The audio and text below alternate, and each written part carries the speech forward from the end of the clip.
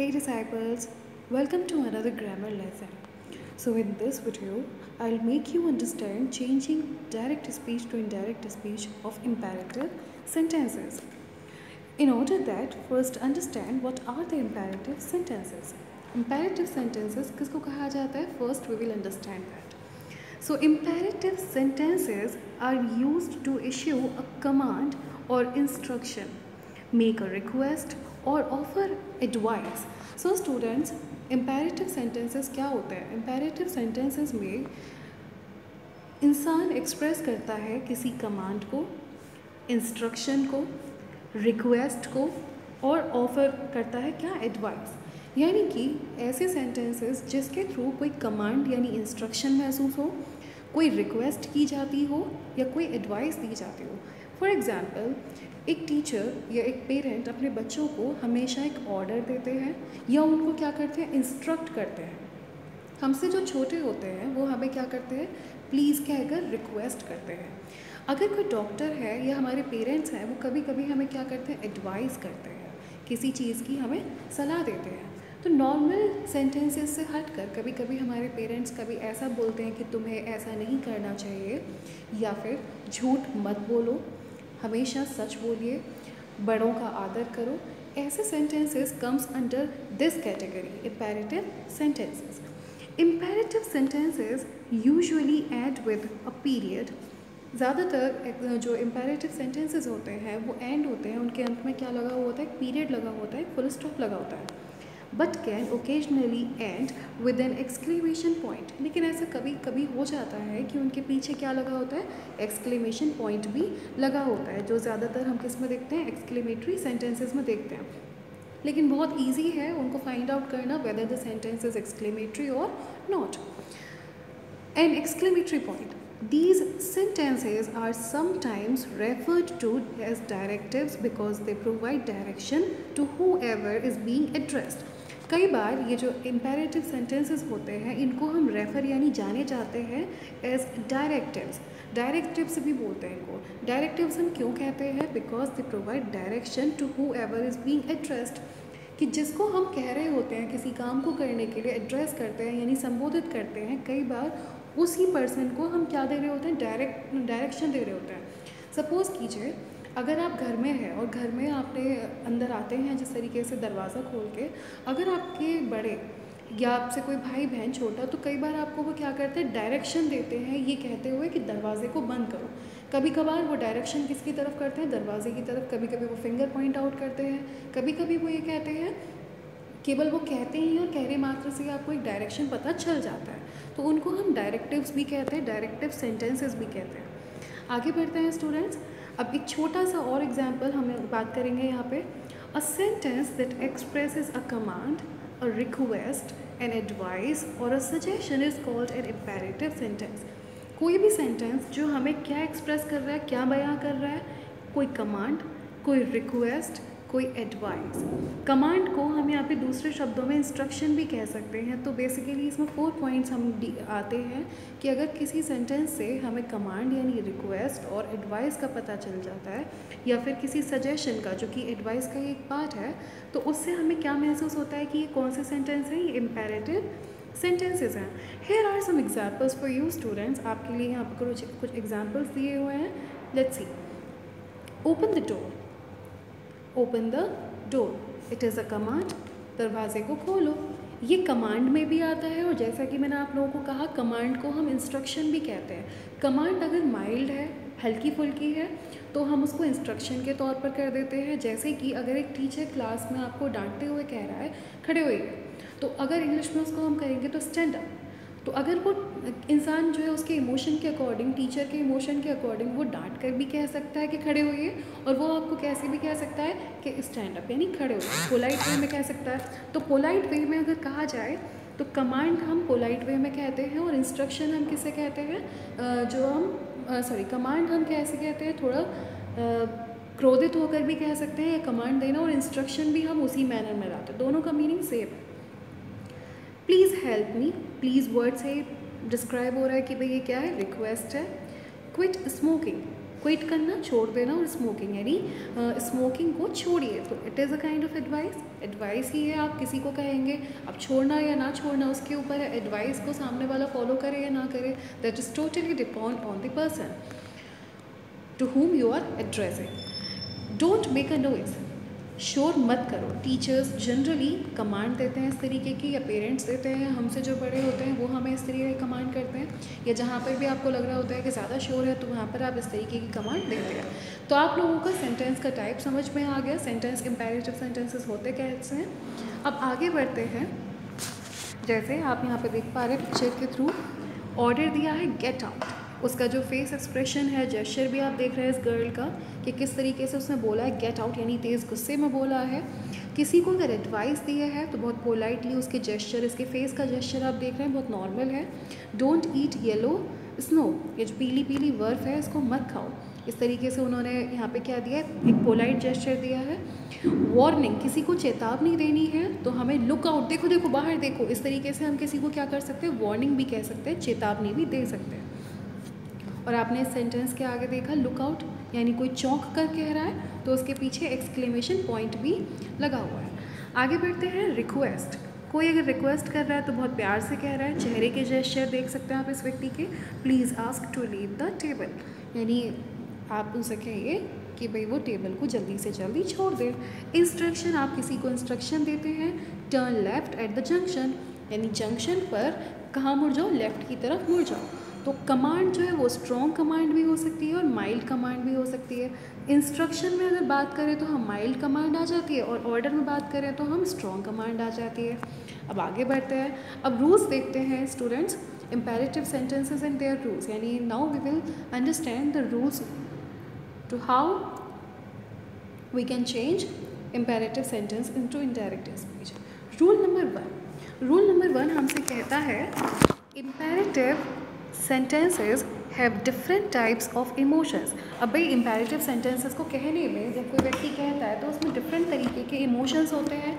कई बार हो सकता है कि वो व्यक्ति क्या कर रहा है, ऑर्डर दे रहा है, कई बार हो सकता है कि वो क्या कर रहा है, कमांड दे रहा है, और कभी कभी हो सकता है वो रिक्वेस्ट भी दे रखा है, कभी कभी किसी को सजेशन या एडवाइस भी दे सकता है। ठीक है, इस तरीके से वो हर इमोशन के साथ बोलता है। अगर मैं क्रोधित हूँ तो I would say stand up, अगर मैं पोलाइट हूँ तो please bring me a glass of water, अगर मैं सजेशन दे रही हूँ आप लोगों को तो students you should study well. तो इस तरीके के कई इमोशंस के साथ हम इम्पेरेटिव सेंटेंसेस को देखते हैं। अब देखते हैं इसको चेंज कैसे करना है। फर्स्ट रूल कहता है for changing direct speech to indirect speech please see the reporting verb. You know all students, you all know very well what is reporting verb and what is reporting speech. जो part inverted commas में होते हैं this is called reporting speech, और जो inverted commas के बाहर होते हैं वो पार्ट कहा जाता है reporting verb. The reporting verb तो please see the reporting verb and according to the emotion of reporting verb set to is replaced with words like requested, advised, ordered, commanded, suggested, want, etc. तो emotion के साथ मान लीजिए sentence में please लग रहा है और वहाँ पे सेट टू लिखा हुआ है वर्ब में, तो क्या आप ऑर्डर थोड़ी लगाएंगे, क्या आप एडवाइस थोड़ी लगाएंगे, आप क्या लगाएंगे, रिक्वेस्ट लगाएंगे। तो हमें क्या करना है स्टूडेंट्स, हमें रिपोर्टिंग वर्ब को देखना है पहले, उसमें देखना है सेंटेंस को पढ़ के कि उसका भाव क्या कह रहा है, उसका इमोशन क्या कह रहा है, and there after we have to use these words like requested, advised, ordered, commanded, suggested, want according to the reporting verb. Next rule आगे बढ़ते हैं हम, कहता है हमसे the word please and kindly and use of word to emphasize something in reporting speech are not kept in indirect speech as reporting verbs replaced words। अब students reporting verb में या फिर कह लीजिए डायरेक्ट स्पीच में जो ये please word होता है, काइंडली वर्ड होता है, या फिर ये जो डू वर्ड है, ये एम्फेसिस का मतलब होता है किसी बात पर जोर देने के लिए लगाए जाते हैं।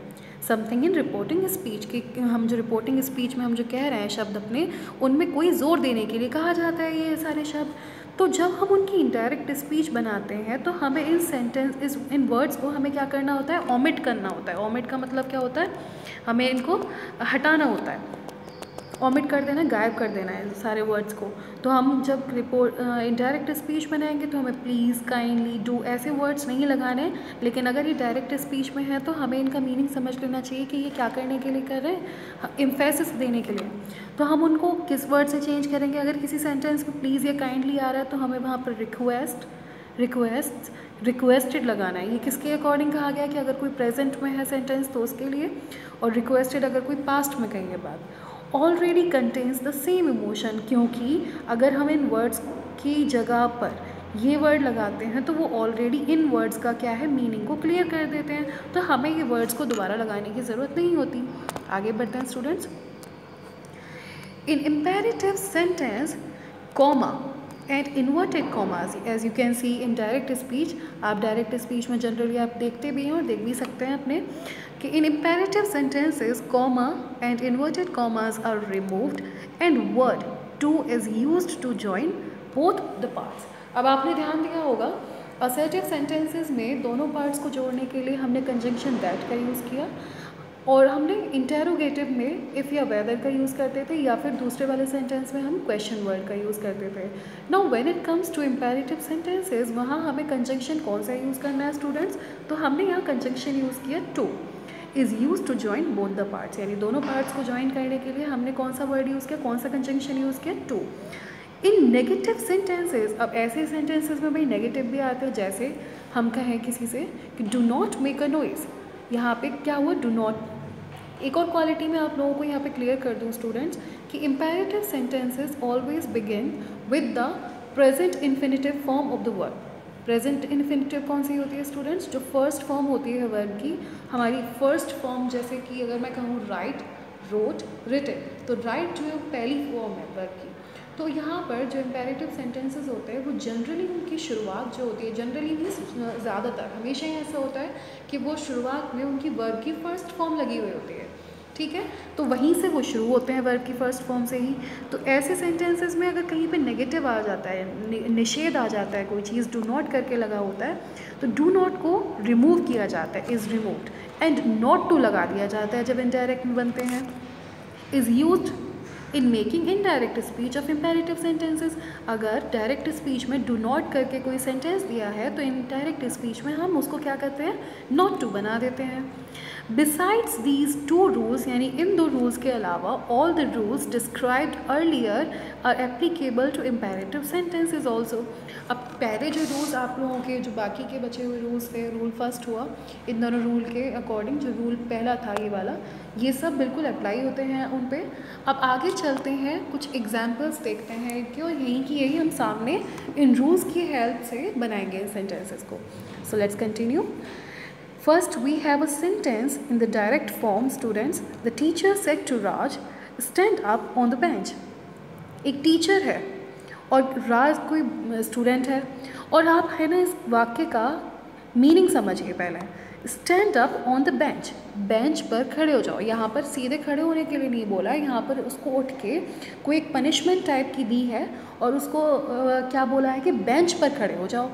तो ये कौन कहता है? टीचर कहता है। और टीचर जनरली भी हमसे बड़े हैं तो दे कैन कमांड अस, हम लोगों को वो कमांड भी कर सकते हैं, ऑर्डर भी कर सकते हैं, इंस्ट्रक्ट भी कर सकते हैं, एडवाइस भी देते हैं, प्यार भी करते हैं, रिक्वेस्ट भी करते हैं, सब कुछ करता है। तो टीचर, अब ये जो हम लोगों ने क्या देखा, पहले सेंटेंस का मीनिंग समझ लिया। हमें करना क्या है, इनडायरेक्ट बनाते समय पूरे सेंटेंस को पढ़ना है, पहले इमोशन समझना है, मीनिंग समझना है, जो कि हमने समझ लिया कि जो टीचर है राज नाम के किसी स्टूडेंट को वो क्या कर रहे हैं, एक तरीके से कमांड या ऑर्डर दे रहे हैं। The teacher said to Raj stand up on the bench. तो सबसे पहले रूल कहता है हमारा फर्स्ट रूल कि जो सेड टू वर्ड है,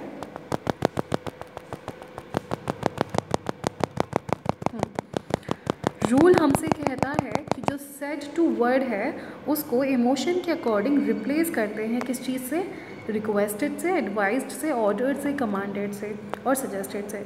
तो यहाँ पे हम कमांडेड भी लगा सकते हैं और हम ऑर्डर्ड भी लगा सकते हैं। और आपने देखा कि सेड जो है वो किस में है, किस फॉर्म में है स्टूडेंट्स, पास्ट पार्टिसिपल फॉर्म में है, सेकेंड फॉर्म में है। तो हम यहाँ पे खाली एस वाली फॉर्म नहीं लगाएंगे, हम सिंपली यहाँ पे क्या करेंगे, The teacher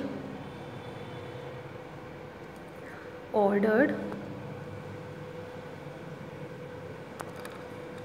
राज। अब ऑर्डर्ड के बाद हमें ये टू जो है इन्फिनेटिव उसको हटाना होता है, क्योंकि ऑर्डर्ड टू कभी नहीं होता है, ठीक है।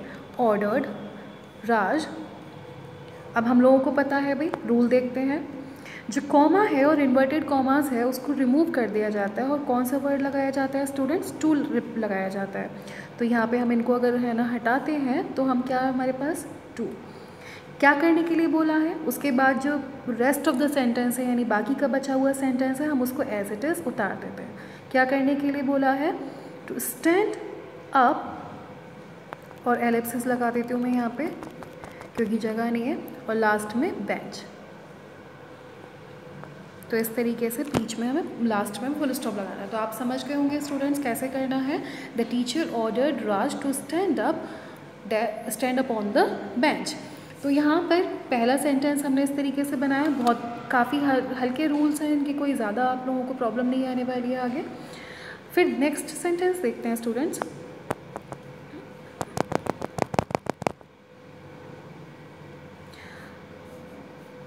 She said to her friend do not tell a lie. आप किसी को झूठ के बारे में कह रहे हैं कि भाई हमें झूठ नहीं बोलना चाहिए, तो isn't it kind of advice. आप नहीं समझते कि एडवाइस है, आप किसी को ऑर्डर दे रहे हैं, ऑर्डर भी हो सकता है, लेकिन ऑर्डर वो तब होगा जब आप उसको किसी कटघरे में खड़ा कर रहे हैं कि अरे झूठ नहीं बोलना चाहिए तुम्हें, यहाँ पे सच बोलो, ठीक है। तो हम इसको क्या मानते हैं, it is a kind of suggestion. अब सामने वाले के ऊपर है कि वो उसको इम्बाइब करता है अपने अंदर एज अ कि इथिक्स तो ये कहते हैं कि हमें झूठ नहीं बोलना चाहिए, लेकिन सामने वाला उसको किस तरीके से समझता है। तो यहाँ पर ज़्यादातर जो इस तरीके के एडवाइस्ड में लिया जाता है या हम उसको सजेशन में लेते हैं। अब यहाँ पे कोई अच्छा सजेशन नहीं है, यहाँ एक नॉर्मल सजेशन, एक एडवाइस दी जा रही है कि हमें क्या नहीं करना चाहिए, टेल अ लाई नहीं करना चाहिए। तो शी सेट टू को हमने देखा, सेट टू हमने किसके अकॉर्डिंग चेंज किया, सजेशन के according. She suggested her friend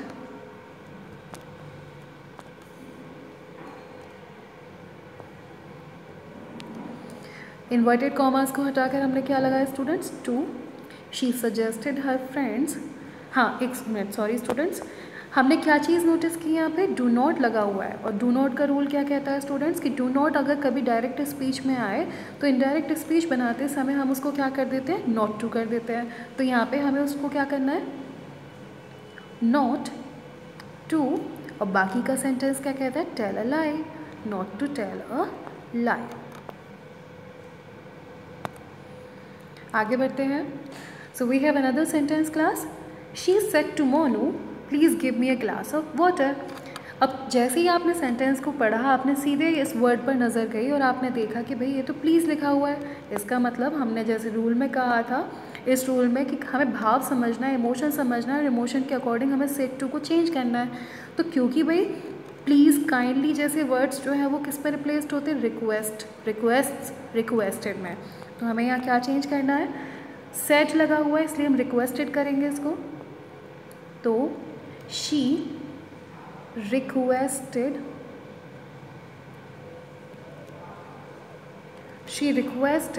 अब प्लीज़ जो वर्ड है हमें उसको क्या करना था, ओमिट करना था, गायब करना था, क्योंकि हमने ऑलरेडी यहाँ पे रिक्वेस्ट लगा दिया जिसका मीनिंग प्लीज़ ही होता है। शी रिक्वेस्टेड, और हमें इन्वर्टेड कॉमास को हटाकर किससे जोड़ना है, टू से। बाकी का सेंटेंस हमें एज इट इज़ उतार देना है। She requested to give me. अब मी का ध्यान रखिएगा, शी लड़की कह रही है और किससे कह रही है, मोनू से। तो यहाँ पे मी को हम रिप्लेस करेंगे शी से, तो क्या बन जाएगा, her. She requested to give her a glass of water. Clear students, आगे बढ़ते हैं। नेक्स्ट है the captain said follow me. अब आप लोग भी इसको क्या करेंगे, कमांड है एक तरीके से, या फिर ये क्या है, इंस्ट्रक्शन है। तो कैप्टन सेड, कैप्टन कहता है भाई कैप्टन अगर कभी भी कुछ भी कहेगा तो वो अपने फॉलोअर्स को क्या कहता है, कमांड देता है, या फिर क्या करता है, इंस्ट्रक्ट करता है। Captain commanded.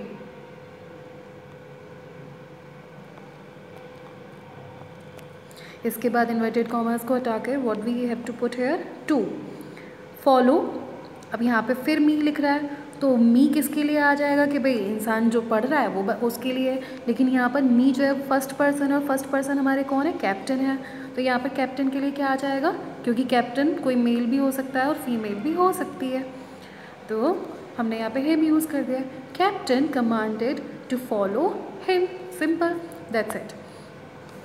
There is one more. Doctor said to a patient, change your lifestyle and eating habits.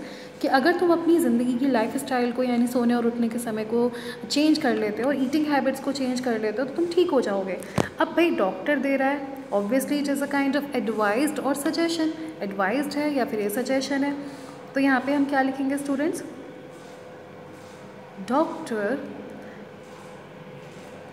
Advised, ठीक, या फिर हम इसको क्या कर सकते हैं, सजेस्टेड। दोनों में से केवल एक ही लगाना है, मैंने आप लोगों को दिखाने के लिए किया है ऐसा, डॉक्टर एडवाइज्ड या फिर सजेस्टेड टू, इन्वर्टेड कॉमास को हटाकर टू, बाकी का सेंटेंस हम एज इट इज़ जोड़ देते हैं। चेंज से लेके फिर देखते हैं ज़रा योर जो वर्ड है, अब यहाँ पे जो योर है वो किसके लिए यूज़ किया गया, पेशेंट के लिए। पेशेंट कोई लड़की भी हो सकती है और कोई लड़का भी हो सकता है, और यहाँ पर ये कौन सा वाला योर है, पजेसिव वर्ड है, तो पजेसिव वर्ड ही आएगा कि change his life style, change his lifestyle and eating habits.